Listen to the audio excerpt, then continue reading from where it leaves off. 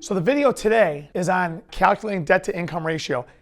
Debt to income ratio is a critical part of qualifying somebody for a loan. So the question is how do you calculate debt to income ratio for different types of income? Hourly is 90% of who you will deal with. Straight hourly, straight salary, but that could be screwed up also. So you gotta be real careful with this stuff. So what I'm telling for all of the loan officers out there is you have got to pay attention to this. And I don't care how seasoned you are, how experienced you are, at the end of the day, it all comes down to one thing.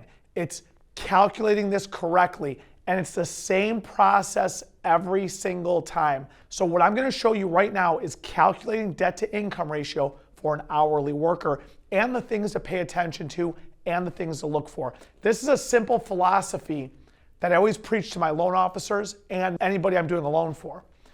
Always take the most conservative approach to calculating income. Let me say that one again. Always take the most conservative approach to calculating income. You've got to bury that sentence into your DNA. If you take the most conservative approach, you'll probably never miss. In this example here, let's go with a borrower who makes $15 an hour. A question that you need to ask your borrowers is, okay, are you full-time? Do you work 40 hours a week?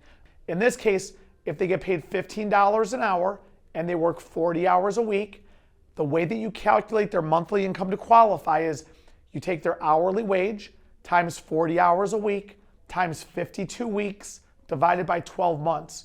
When you do that, their annual income will come out to be $31,200.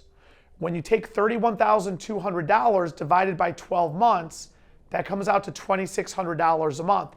So this person is making $2,600 a month. Okay, now something you want to do is one of the documents you collect from people are their 2 most recent pay stubs. And something I say to loan officers all the time, there's a set of documents you must collect from the borrower every single time if you want to be exceptional at this job. If you want to be average, just collect one pay stub and say, Hesh, the findings didn't ask for anything else. Good, you're a very average loan officer. Collect 2 recent pay stubs, 2 years of W-2s, 2 years of tax returns. I don't care how much they complain about it. I don't care what your findings say. I don't care how busy you are. I don't care what time of the day it is or if it's Friday and you've got to leave the office. When you get these documents, you need to look at the pay stub. When you look at the pay stub, you know that they're making $2,600 a month. Through September 15th, this customer on his base pay, I don't care about the overtime right now, on their base pay, the year to date is $18,000. You have to do this math every single time. If they truly get paid $15 an hour and work 40 hours a week, on a monthly basis, they should be making $2,600 a month. Through September 15th, that's actually 8.5 months. Think about this. Through September 15th, it's not 9.5 months. We're through August, that's 8 months, and half of September, that's 8.5 months. If they're making $2,600 a month times 8.5 months, they should be at $22,100. They are sitting at $18,000.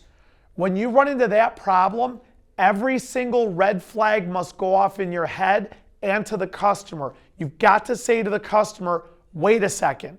If you are making $15 an hour and you're working 40 hours a week, this math is not adding up. If you review pay stubs when they come in, you've addressed the issue up front. Just collect some pay stubs, vomit it into underwriting and processing, let them deal with it. You'll screw up a bunch of deals, but at the end of the day, you'll close a lot of deals too, and you'll make $50,000 to $120,000, and you'll trudge through this industry. You'll trudge through your career.